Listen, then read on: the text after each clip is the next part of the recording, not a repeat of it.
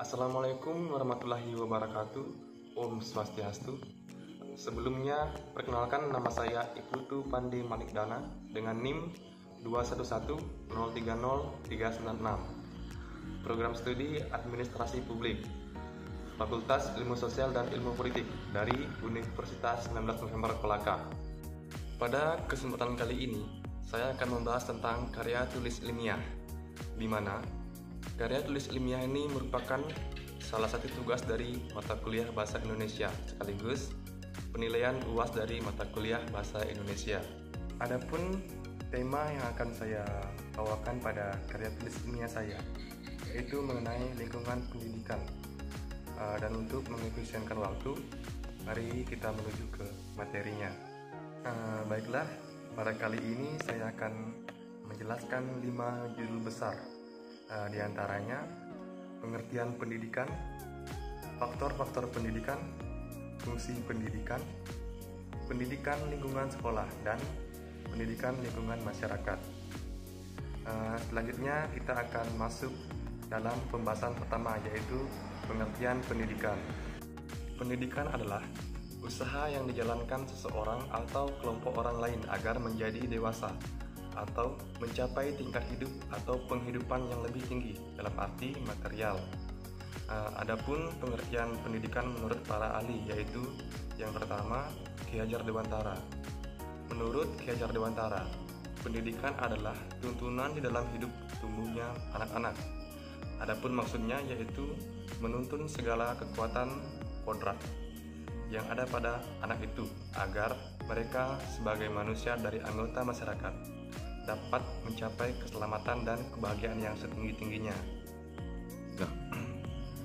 Menurut Undang-Undang Nomor 2 Tahun 1989, pendidikan adalah usaha sadar untuk menyiapkan peserta didik melalui bimbingan, pengajaran, dan atau latihan bagi peranan di masa yang akan datang. Pembahasan yang kedua yaitu faktor-faktor pendidikan.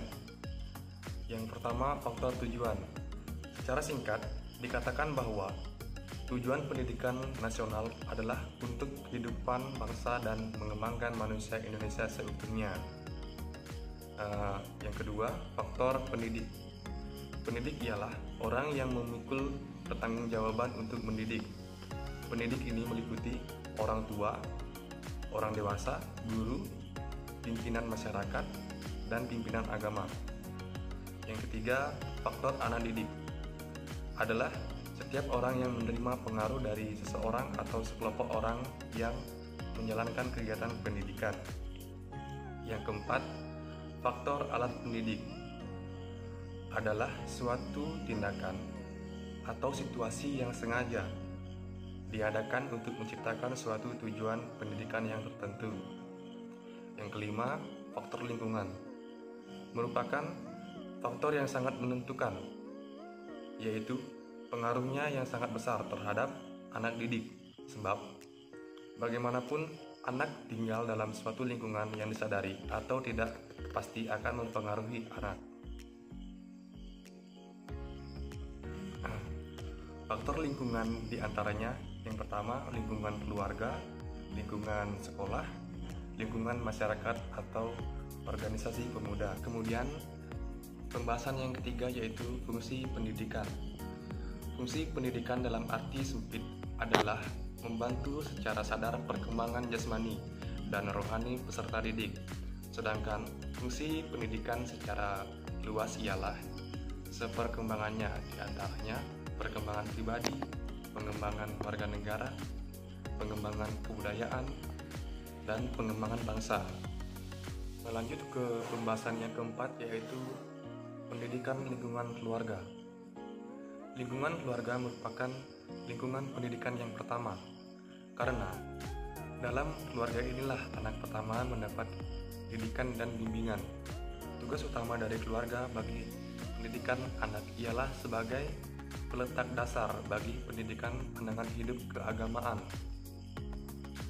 Kiaro JBBBI merupakan wadah bagi anak dalam konteks proses belajarnya untuk mengembangkan dan membentuk diri dalam fungsi sosialnya. Fungsi dan peranan pendidikan keluarga ialah pengalaman pertama masa KB, menjamin kehidupan emosional anak, menanamkan dasar pendidikan moral, memberikan dasar pendidikan sosial, dan meletakkan dasar-dasar agama. Kemudian, pembahasan yang kelima yaitu pendidikan lingkungan sekolah. Pada dasarnya, pendidikan sekolah merupakan bagian dari pendidikan dalam keluarga, yang sekaligus juga merupakan lanjutan dari pendidikan dalam keluarga. Di samping itu, kehidupan di sekolah adalah jembatan bagi anak yang menghubungkan kehidupan dalam keluarga dan kehidupan dalam masyarakat. Adapun fungsi sekolah menurut Suwarno dalam buku Pengantar Pendidikan adalah mengembangkan kecerdasan pikiran dan memberikan pengetahuan, spesialisasi, efisiensi, sosialisasi, konservasi, dan transmisi kultural, serta transisi dari rumah ke masyarakat.